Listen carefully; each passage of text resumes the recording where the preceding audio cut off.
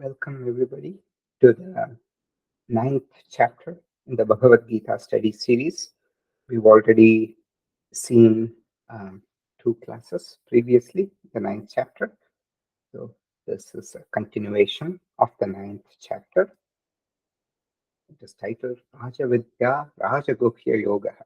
So it is a very important chapter and contains the essence of the Upanishads on the nature of Nirguna Ishvara, or what is called Brahman. And for that reason, Krishna is repeating a lot of things that he said in the seventh chapter in a more specific form related to the Nirguna Ishvara. So in the seventh chapter, Bhagavan covers both Saguna and Nirguna Ishvara. And in the eighth chapter, he talks about moksha through following Saguna Ishvara. Saguna Ishvara Nishkama Bhakti. Always the bhakti has to be nishkama, not going for the lower level of bhakti. Oh, I want this gift, I want that. No. So to get moksha, it always has to be nishkama bhakti. But how do you approach? Do you approach through saguna ishvara like Rama Krishna, or through nirguna ishvara? Nirguna means without any attribute. So in this chapter, Bhagavan is focusing on nirguna ishvara. As usual, we would like to acknowledge Swami Paramarthananda Saraswati for the traditional rendering of Vedanta as it was done for over 1,000 years, starting with Adi Shankaracharya. And we'll say a small prayer. Om Shri Guru Pyo Namaha Sada Shiva Samaram Shankaracharya Madhyamam Asmadacharya Paryantam Vande Guru Paramparam. Salutations to the lineage starting with Lord Sadashiva, with Adi Shankaracharya in the middle, and continuing up to our immediate teacher, Swami Paramarthananda Saraswati. Okay, so now, last class, we concluded the Nirguna Ishvara Swarupa Jnanam. Right now, so we first, Bhagavan gave an introduction to Nirguna Ishvara Swarupa Jnanam. Nirguna Ishvara is the Ishvara without attributes, Brahman, called in the Upanishad. Then the most important portion of this chapter was covered in the 7 verses from shlokas 4 to 10. Nirguna Ishvara Swarupa Jnanam explained in detail. And now we are looking at samsara karanam and samsara parihara. Samsara is this transmigration of births and deaths, why we keeps getting stuck in the cycle. Cause and remedy to human suffering. And here is bhakti is introduced. So this is again, we have 8 shlokas from 12 through 19. So this we saw the 11th. Avajananti mam mudaha manushim tanum ashritam param bhavam ajanantaha mama bhuta maheshwaram. These deluded ones look down upon me who have taken a human form, not knowing my higher nature as the Lord of all beings. So Paraprakriti Ajnanam, or Ishwara Swarupa Ajnanam. This is Paraprakriti is the Brahman. So people think God is this entity, like jealous God, who if you worship, he'll give something, he or she will give something. If you don't worship, he or she won't give. No, that is not the real nature of God. Real nature of God is consciousness, Paraprakriti. So this Paraprakriti Ajnanam or Ishvara Swarupa Ajnanam, this alone is a samsarasya karanam, the cause of human sufferings, transmigration, births and deaths. So, summary is not knowing the higher nature of God, which is the real destination, is cause of all problems. Why? Because without the real destination, we will have other destination like wealth, all those things, right? Good looks, which themselves are not permanent, and therefore they cannot give permanent happiness. Now, shlokas 12 to 9 will talk about how different people approach the problem of suffering differently. Bhagavan talks about 2 types of people. So today everybody is having the video off, so I'm not able to see your expression, whether you understand or have questions. But anyway, up to you. Two types of people. Majority are ignorant. There are very select few who understand the real nature of God, the real destination of life. So Bhagavan in the 7th chapter has addressed this. Two types of people. Most people are ignorant, right? And there are few who understand the real destination of life and the real nature of God. Manushyanam sahasreshu kaschid yatati siddhaye yatatam api siddhanam कश्चिन्मां वेत्ति तत्त्वतः. Of the sahasreshu, of the thousands of men, manushyanam sahasreshu, thousands of men, kashchit, a rare few, strive for perfection.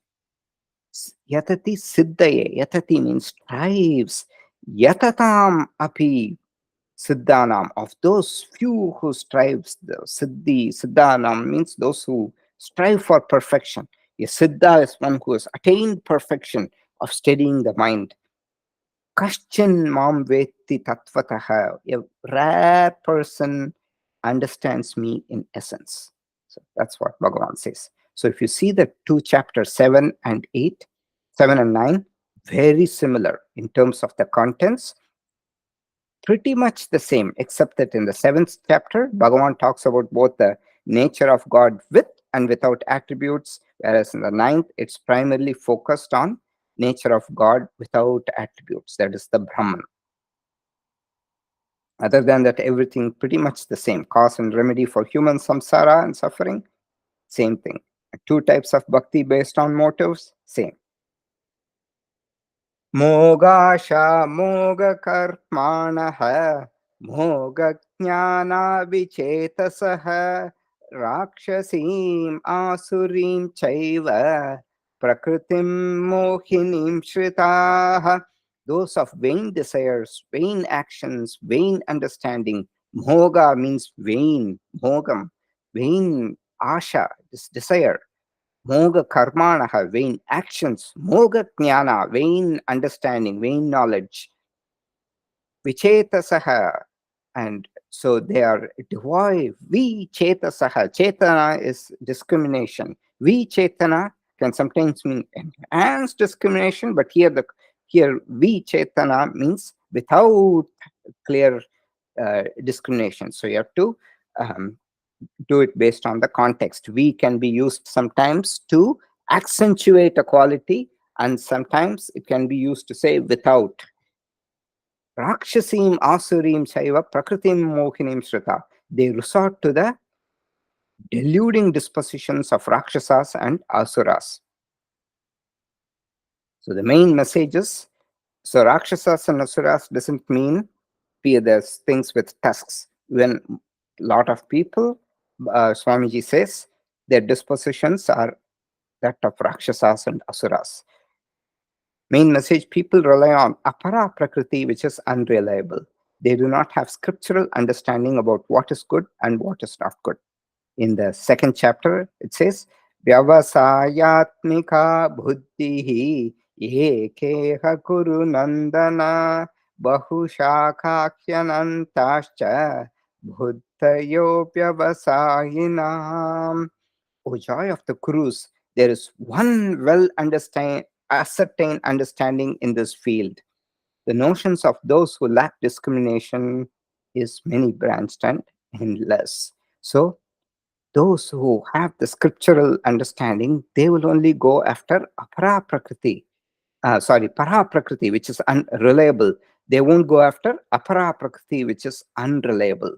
But those who lack discrimination, they want this, they want good looks, they want nice house, they want this. So they're just scattered. That's their main goal in life. Whereas for those with a well and ascertained understanding, they know that it's to live this life, you need a house and all that, but they are not too obsessed with this. You have to be presentable to the world, but you don't have to have like the greatest of looks.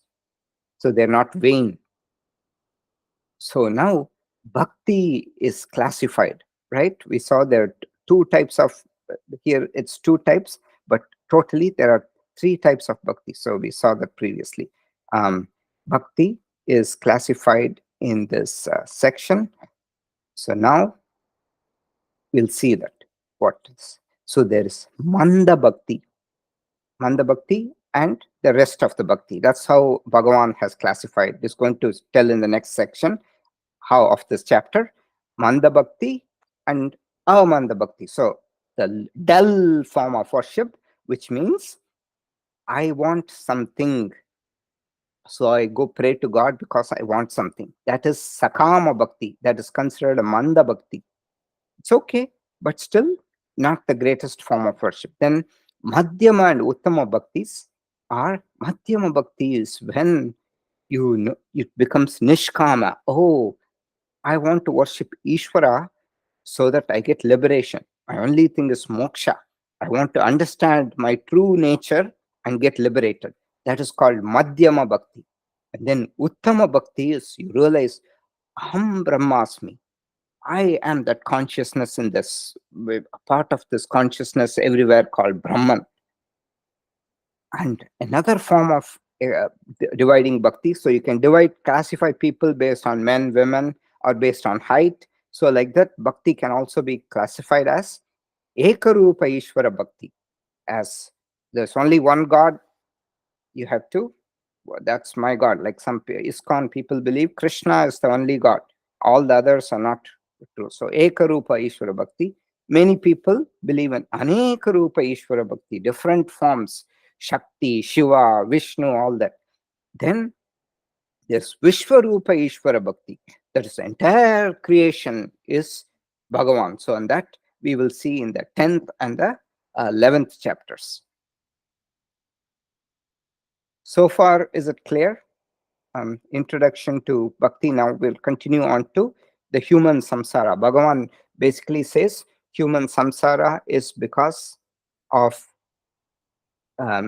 majority or ignorant of the true real nature of God. That's why they go after destinations which are impermanent. Okay. Any questions so far? Ravi, Patya? I'm good, Ganesh. Okay. Okay. Now comes a very important part. No question. Okay.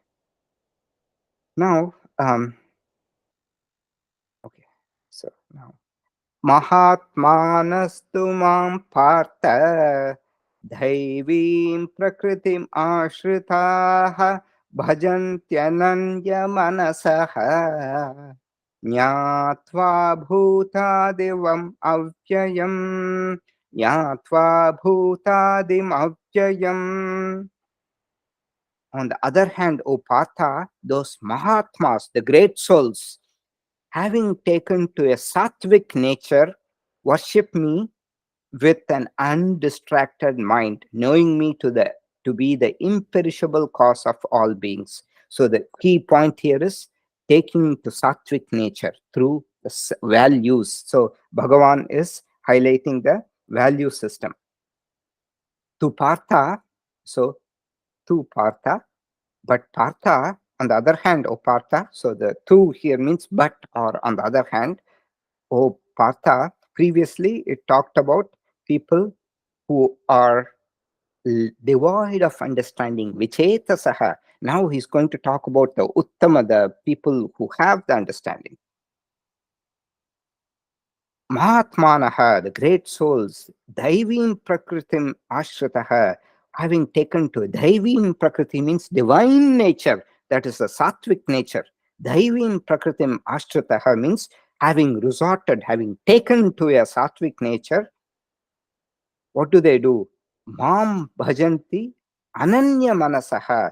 Bhajanti ananya manasaha. Um, and they mom, so mom comes here because it's poetry, they're all juxtaposed. Mam bhajanti ananya manasaha, with a undistracted mind they worship me, knowing what? Nihatva, knowing bhuta adim avyayam, bhuta adim avyayam, I am the avyayam, the imperishable cause of all beings. Adi means it's the cause, the beginning of all beings, the cause. So, one thing I have to point out here, remember the organization of the Bhagavad Gita? I hope you're all familiar with this chart. We've seen this over and over again. It, it classifies Bhagavad Gita into three shatkams, Prathama, Madhyama, and Charama Shatkam, the last Shatkam. So, the Prathama Shatkam talks about Jiva Swarupam. Madhyama Shatkam, which where we are in now, talks about Ishvara Swarupam. And the Charama Shatkam talks about the Jivatma Paramatma Swarupa Aikyam, or the oneness of Jivatma and Paramatma.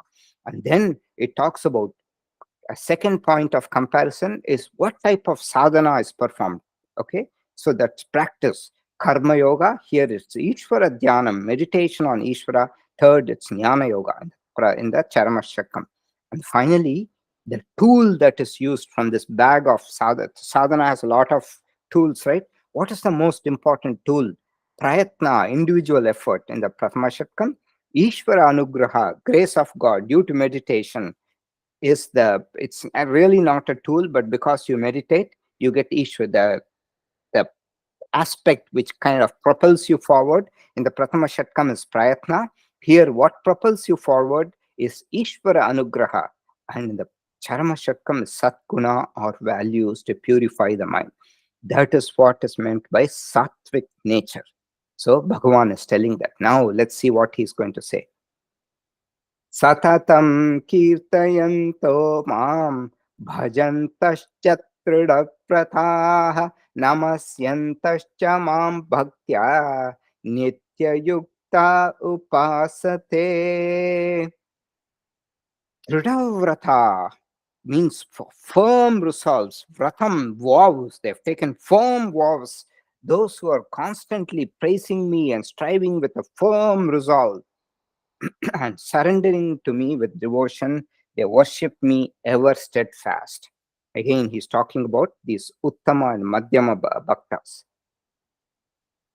So, Satatam, always, constantly, Kirtayanto Mam, constantly praising Bhagavan about the awe of the entire creation, or the Bhagavan, the glories of Bhagavan. Mam, praising me. Yatanta, yati, we saw that yati is one who strives. Yatati means striving. Yatantascha dradavrata, striving with a firm resolve. Note the word striving, we'll come to that. Namasyantascha, mam bhaktya, and surrendering to me with devotion, with bhakti. Bhaktya means with bhakti. Namasyantascha, totally, namaskaram, surrendering to me. When you prostrate at the feet of God, you're surrendering. Nitya yukta upasate, they worship me ever steadfast.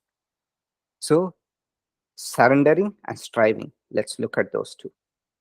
Striving, it is the main tool that propels you forward in the Prathama Shatkam, which is mentioned in the Prathama Shatkam. Then, prapatti, or surrender, sharanagati, Ishvara, that is what is needed to get the grace of God, and that's what's going to propel you. So, Ishvara Dhyanam, meditation, and totally surrendering to Ishvara is what's going to propel you forward. So, this is what's mentioned. The Bhagavan is talking about what's going to propel one forward to break from the cycle of samsara. Jnana yajnena chapyanye yajanto mam upasate ekatvena pratatvena bahuda vishvato mukam. Yajna again comes in. We saw, remember what yajna is? Yajna is offering or sacrifice done for the greater good. Okay, but it can be sakama, because you have some desires, but you're not just grabbing. That person is called a thief. Stena eva sahab, in the 4th chapter we've seen, those who don't give but just take, they're called thieves. But those who sacrifice for the greater good but also have some desires, they perform a yajna. That is, they benefit, they replenish nature, and take some. Or the yajna can also be done without any desires, just for the sake of self purification.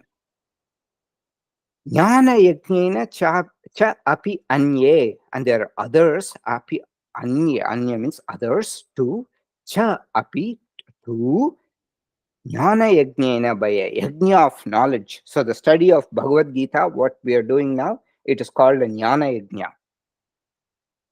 Worship me. Mam upasate, they worship me. How do they worship me? In many ways. Bahuda, in many ways. Ekatvena, thinking of me as one God like Krishna. Prithaktvena, or the multifaceted one, as Vishnu, as Shiva, sometimes Vishnu, sometimes Shiva, sometimes Shakti. They're all embodiments of the Ishvara, but multifaceted. And Bahuda and Vishwato Mukham, as the one and as distinctly several. Vishwato Mukham, like many faceted. So, ekatvena pritatvena, bahuda vishwato mukham. So one way to think of this is one, multiple, and just as the entire universal. Or you can think of this as ekatvena pritatvena. My real form is bahuda vishwato mukham. I am multifaceted, but you can think of me as one or distinctly several. So this is another way of looking at it. So yajna, we saw that previously. So yajna, we saw that in the third chapter, yajna was introduced. What is yajna? We saw that it is worship, it's sacrifice done for the greater good. Yajna shishtashinas santah muchyante sarva kilbishai bhunjate te tvagam papaha ye pachantyatma karanat. Those noble people who partake of the remnants of the yajnas are freed from all impurities. But those sinners who cook only for themselves, they eat only papam, sin. So we also saw the story of the golden mongoose, the greatest yajna. Yudhishthira, when before he was crowned king, the mongoose comes and tells him, yours is not the greatest yajna. And this is the cycle of life that was set before. From food is born, action comes yajna, rain, food, beings, the whole cycle. So everything comes from Bhagavan. We saw all that in the third chapter, right? Yajna. So, and so Krishna enlists 12 sadhanas, which he calls yajna, for the purification of the mind in the fourth chapter.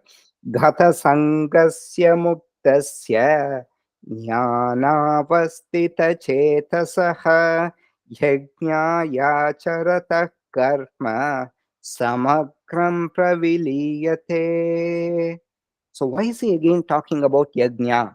Because yajna is a way to escape the cycle of samsara. The karma of one. Karma is what traps you into the samsara. Karma of one who's free from attachment, who's liberated, whose mind is fixed on self-knowledge, done for the sake of yajna, is dissolved. The karma is dissolved. That is how one escapes from the cycle of samsara. Saha yajna praja srishtva purovacha prajapatihi anena prasavishyatvam yeshavostvishta kamaduk. In the beginning, prajapatihi, the creator, created saha yajna praja srishtva. Together with yajna, he created all the prajas, all the beings, and said, by propitiating one another through yajna, may you multiply. So this is what they said. And evam pravartitam chakram nanuvartayati khayaha agayurindriya ramaha mogam sapartha jivati. So one who does not follow this cycle is trapped into moha. So evam pravartitam chakram na anuvartayati hayaha Agayu, they eat sin. Indriyaramaha, they rejoice in their pleasures. They live a life of vain life. Okay. And then of all the yajnas, Bhagavan says Jnana yajna is the best yajna. He talks about different yajnas. Dravya yajnas tapo yajna yoga yajnas tatha pare swadhyaya jnana yajnascha yatayak samshita vrata. There are others of great self-control and firm resolve who distribute wealth as yajna, perform tapas as yajna, practice yoga as yajna, study the scriptures and understand the meaning um, uh, as yajna. Swadhyaya, Jnana Yajna. Swadhyaya is literally a study of the scriptures. Jnana Yajna, understanding the meaning. Shreyan Dravyamaya Yajna Jnana Yajna Parantapa Sarpam Karma Kilam Partha Jnane Parisamapyate. Better than the yajnas done with material object, the Jnana Yajna, yajna of knowledge, is superior because all actions in their entirety, without exceptions, culminate in knowledge. So, progress in understanding of God, Ekatvena, as one Ishta Devata, okay, and the rest are not correct. Correct. Only Krishna, only Jesus, only Allah, no other God is correct. Prithaktvena, as many distinct forms, Shiva, Vishnu, anything is okay. Vishwato Mukam, the entire creation, we'll see that the glory is Bhagavan, that will be sung in the 11th chapter, Vishwarupa Darshana Yoga. And then what is the real nature of God? So the word God is loosely used in our scriptures. Even in Bhagavatam, we find the context of worship. God generally refers to the formed finite lower form. And when we present God as the goal of life, we should remember that it represents the higher nature. The goal has the infinite. Um, goal has to be infinite. A finite form of God can never be the goal of a seeker. Upanishad is very clear. You can be attached to a finite form of worship, but you can never take the finite form as a destination. The destination is infinite. So the Ekatvena, Prithaktvena to Vishwato Mukham. So what is the real nature of God? Which of the three is the real nature of God? Anybody wants to take a guess? Quiz? Ravi, Patya, Shubha? Which is the real nature of God? Ekatvena as one Ishta Devata, which I already said is not correct. Prithaktvena as multiple forms, or Vishwato Mukham, the entire creation. Anybody wants to take a guess? Nirguna, Nirguna aspect of the God. Yes, so it is none of the three. The real nature is arupam, without form, nirgunam.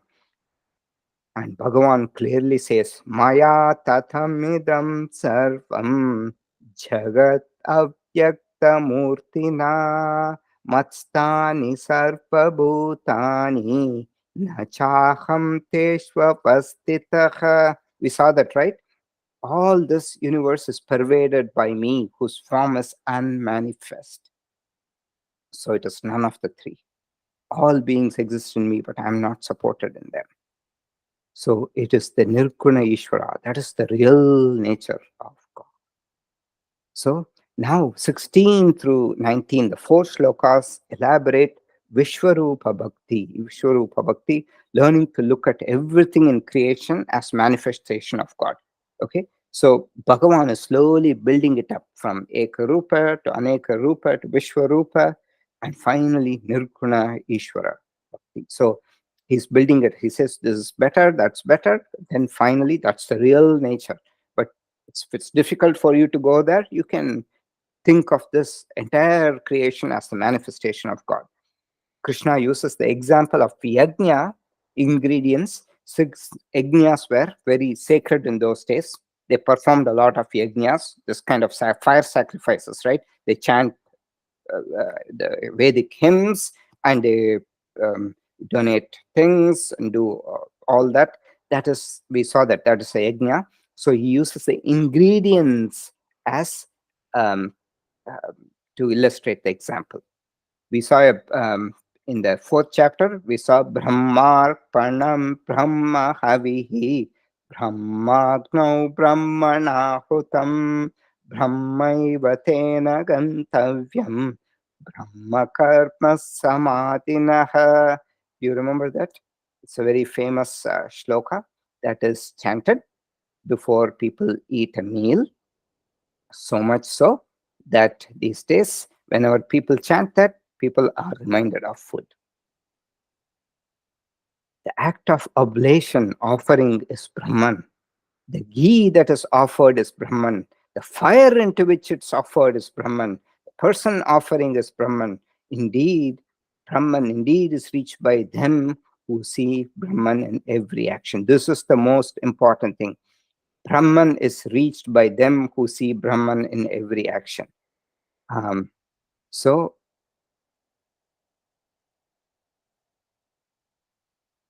here Bhagavan is saying this because um,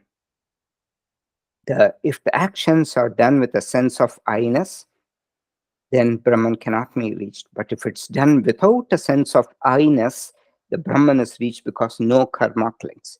If you know your true nature as Brahman, not as this body, then there's karma doesn't cling because there's no sense of I-ness. That is what is mentioned. If you know that everything is pervaded by Brahman, then there is no I-ness. So Bhagavan uses this example of yajna ingredients over and over again to illustrate. He's now doing the same thing. Pretty much the same as that. Aham kraturaham yajnaha swadhaham aham aushadham mantroham ahame vajyam aham agnir aham hutam pitaham asya jagataha mata dhata pitamaha Vedyam Pavitramomkaraha Ruksamayajureva. Let's see the meaning. Aham Kratu, I am the ritual prescribed in the Vedas. Aham Yajnaha, I am the entire process of Yajna. Swadaham, I am the food that is offered in a Yajna. Aham Aushadam, food means the donation. They just keep it before the altar and then they donate. Aham Aushadam, I am the medicinal herbs and plants. Mantroham, I am the mantra. Ahameva Ajam. Ahameva Ajam means I am the ghee or anything offered as an oblation into the fire. Aham Agni, I am the fire. Aham Hutam, I am what is offered into the fire. Whatever is offered into the fire. So why is Bhagavan doing this? He says every aspect of a yajna is I. So I am Brahman. Okay. Then he says, I am the father, the mother, the sustainer, and the grandfather of this universe. Not just father and mother, but even the grandfather. I am that which is to be known. Vedyam, that which is to be known. Nothing else needs to be known. I am the only one that needs to be known. Then everything will become clear. Pavitram, I am pure. Omkaraha, I am the sacred syllable Om. I am also the Vedas, Rig, Yajur, Sama Veda. He doesn't include Atharvana Veda, but he's three others he says. I am the Rig, Yajur, and Sama Veda. Gatir Bharta Prabhuk Sakshi Nipasak Sharanam Suhrit Prabhava Pralayasthanam Nidhanam Bhijam Avyayam. So, in all these verses, Bhagavan is telling, I am the consciousness which pervades everything. Even this matter that you are looking at, everything is created by me. I am the instrument. I am the nimitta karanam. So I'm the instrumental cause behind everything. Samanya karanam, the material cause is the maya, but I, the higher nature, I'm the instrumental cause. Without me, things won't be shaped the way they are. Gatihi means goal, the end destination. Sometimes in Indian language, Gati is interpreted as fate, or the where you end up. So Gatihi means the goal. Bharta, sustainer. Prabhu, I am the Lord. Prabhu, Sakshi, I am the witness. I don't do, I'm just the Sakshi Tattvam, just like the Atma. Atma is just the Brahman. I am the Sakshi Tattvam. Nivashaha, the abode. Sharanam, the refuge. Sukhrita means well-wisher. We saw the shloka. Suhran metraryudasena madhyastatvesya bandhushu sadhushvapi cha papeshu samabhutir vishishyate. The one who sees the same in Suhrita, Mitra, Ari, Udasina, Sadhuhu, and even in the sinner, Papeshu, that person has Samadarshana. In the 6th chapter, we saw Sukhrin and Mitra. What is the difference between Sukhrita and Mitra? Mitra is a friend, an acquaintance, you know. So there is, you get some good things, you give some good things. That's how you build the relationship. Sukhrita, on the other hand, is one who wants the welfare of everybody, even if he doesn't know somebody. Someone who helps the person on the street is a suhrita, because he knows or she knows they're not going to get anything from that person. But suhrit is one who helps another person, even if that person is unknown. He says the person is deserving, and then he or she helps. There is story in the Puranas of Gajendra Moksha. The Gajendra is the elephant. Do you want to listen to the story? Anybody? Ravi, Shubha? Anybody wants the story? Yeah, Ganesh, please go ahead. Yeah. Um, so there was once a king called Indratyumna. The king was a great king, but he committed an act of disrespect towards the revered sage Agastya. The king was very proud of his achievement, so when Agastya came, he neglected to receive Agastya with honor. You have to go wash their feet, welcome them. This transgression against Agastya, who embodies wisdom and divine knowledge, invoked the ire of Agastya. Agastya usually doesn't get angry, but in that case, he got angry. Usually it's Durvasa who gets angry and gives curses.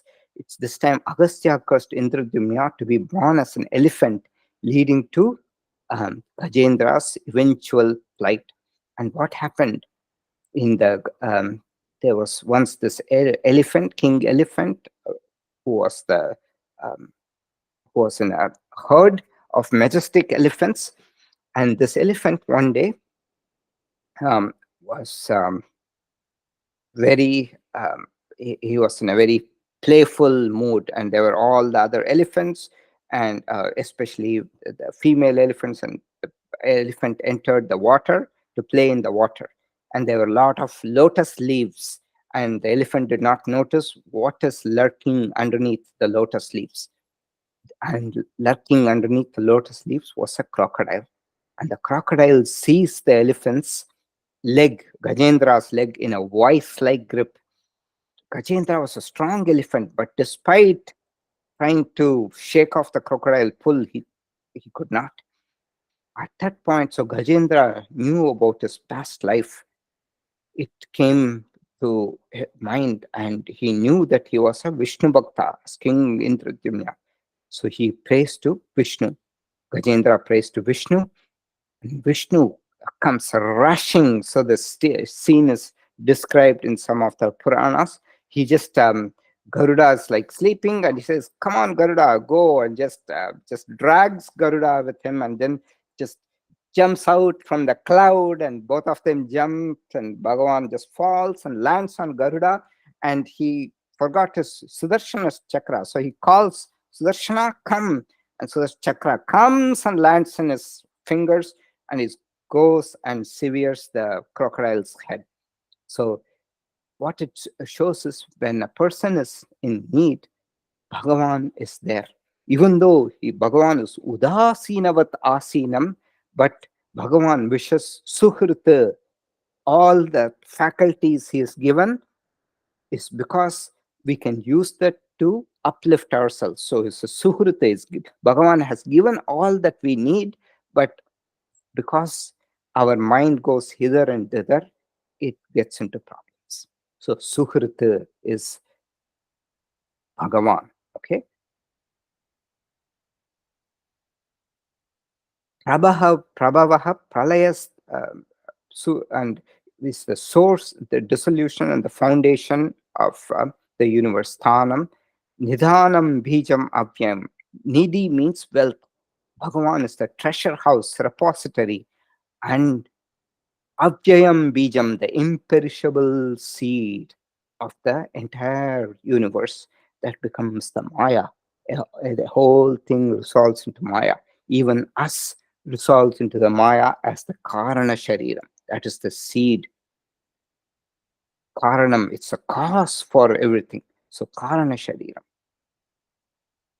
Tapam yaham aham varsham nigrihnam yusrujami cha amritam chaiva mrityuscha sadasachaham arjuna.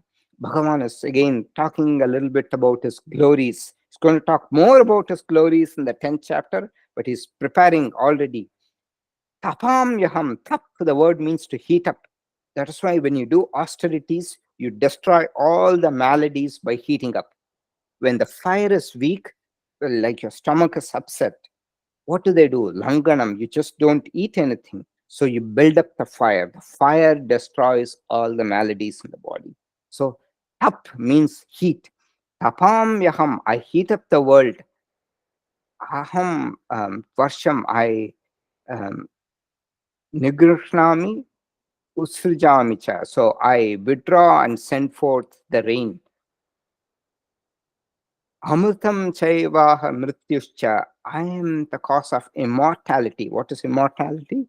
It is moksham and also the tough death. So you have two choices. You can get moksha or you can get back into the cycle of samsara. It is like a revolving door, like a carousel, keep going round and round.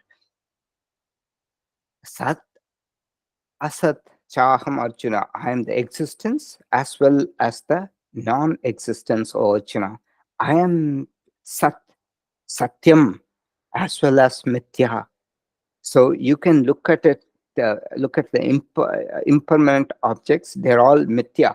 They're seemingly real, but they're not real. Like the dream, seemingly real, but it's not real. It creates tortures us, a nightmare tortures us. But when you wake up, it's gone. Like that, when you realize the real nature, the sat, then the mithya is gone. So bhakti evolves. The summary of these verses 16 through 19, the four verses is bhakti evolves from my God is the only God to there are several ways of worshipping God to the entire universe is God's manifestation. In chapter 12, Krishna will say, eventually bhakti will culminate in knowledge. The highest form of God has no form. That is the Nirguna Ishvara. So we've studied samsara karanam and samsara pariharaha, the cause and remedy to human suffering, and Bhagavan has introduced bhakti. So far, is everything clear? So then we'll look at two forms of bhakti, sakama and nishkama bhakti, the lower form and the higher form of bhakti. Okay? Anybody has any questions so far? Is everything clear? Yeah? Ravi, Shubha? Yes, Ganeshji. Okay. The two forms of bhakti based on motive, sakama and nishkama bhakti. Sadhana based classification of bhaktas. So, first kind we saw is manda bhakta. Manda bhakta means this is sakama, no nishkama bhaktis are fully driven by selfish needs. I want to get lose weight, so I pray to Bhagavan. I want to buy a house, so I pray to Bhagavan. I want to go to heaven. So when they're old, what the only thing is, oh, I want to go to heaven. So they pray to Bhagavan. So God is just a means for the Manda Bhaktaha, the lowest type of devotee. Still, it's acceptable. Bhagavan doesn't criticize devotion based on sadhana to satisfy personal desires. Sakama Bhakta or Manda Bhakta. Now come two very fun verses. One of the best verses, very fun verses in the Bhagavad Gita. And anything which is sensational, what meter does it come in? Anybody wants to say? All the sensational verses in the Bhagavad Gita, which meter? Trishtup meter. Yeah, Trishtup meter. Great, Patya. So everything else was in the Anushtup meter. Now we get into sensation. Trishtup meter. Continuing. त्रैविद्या मां सोमपापूतपापाः यज्ञैरिष्ट्वा स्वर्गतिं प्रार्थयन्ते ते पुण्यमासाद्य सुरेन्द्रलोकम् अश्नन्ति दिव्यां दिवि देवभोगान्.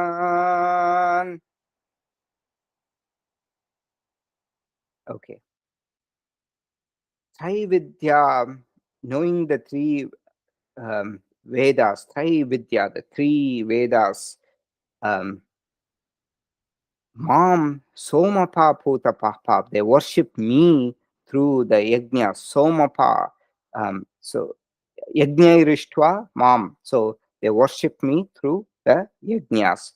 And doing what? Drinking the Soma, the sacrificial nectar, symbolic of for the fruits of Yajna.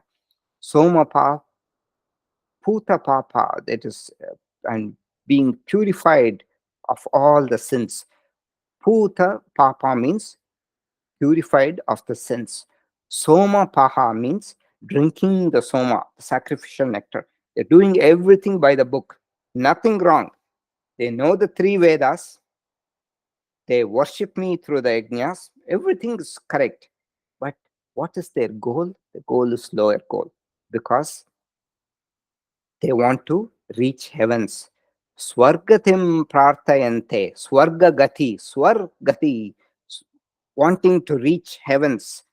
They pray to reach the heavens, and they're purified of their sins, but they pray instead of wanting to get liberation. They want to go to heaven so they can enjoy. But what is the problem of going to the heavens? After the merit gets exhausted, you go to Las Vegas, spend all the money in the casino. Once the money has exhausted, what happens? You have to come back to Martyaloka. Ashnanti divyan divideva bhogan. Gaining the meritorious world of Indra, they enjoy the divine pleasures of the celestials in their heaven. They te punyam asadya surendra lokam. Gaining punyam asadya, the meritorious world of Indra, surendra lokam, the world of Indra, where only those who have done meritorious punyam, meritorious deeds go to. Punyam asadya, meritorious world of Indra. Ashnanti divyan divideva bhogan. Divyan means divine. Ashnanti, they enjoy the divine pleasures of the Divi Deva Bhogan. That is the pleasures of the celestials they enjoy. Okay. Divi means in the heaven. Divyan, divine. Deva Bhogan, the divine pleasures of the celestials. Divi, in the heaven. They ashnanti, they enjoy. Okay. Asadhya, how do they do that? Punyam asadhya, they gain a lot of merits through the performance of yajnas. Then they go to the heavens and they enjoy the heavens. But what happens after that? Bhagavan is going to say what happens after that. Tetam bhuktva swargalokam vishalam Shine punye martyalokam vishanti Evam trayi dharmam anuprapanna gatagatam kama kama labante. Having enjoyed the vast heavens, so Bhagavan is saying how the heavens are not these small narrow roads. Vishalam Swargalokam. Vishalam means grand, wide, everything is big in Swarga apparently. Tetam Bhuktva, having enjoyed this vast heavens, Shine Punye, when their punya is exhausted, Shine, exhausted, Martyalokam Vishanti, they re-enter, not enter, re-enter the world of the Martyas, mortals. And Evam Trai Dharmam Anuprapanna, and in this manner, following the rituals in the three Vedas, Gathagatam Kama Kama Labante, desiring various desires, they come and go. They go to the heaven, come back. Go to the heaven, come back. It's like a airport revolving door, like that. They go in, air conditioned, they come out, heat. Air conditioned, heat. So they do good things, they go in, they come back. So, like that, they keep revolving in the cycle of samsara, the ways of the pleasure seekers. So that is what Bhagavan is talking about in this portion of the bhakti. Sakama bhaktas he's talking about. Those who want merits, even going to the heavens, it is also limited. Okay. So with this, we will stop the recording.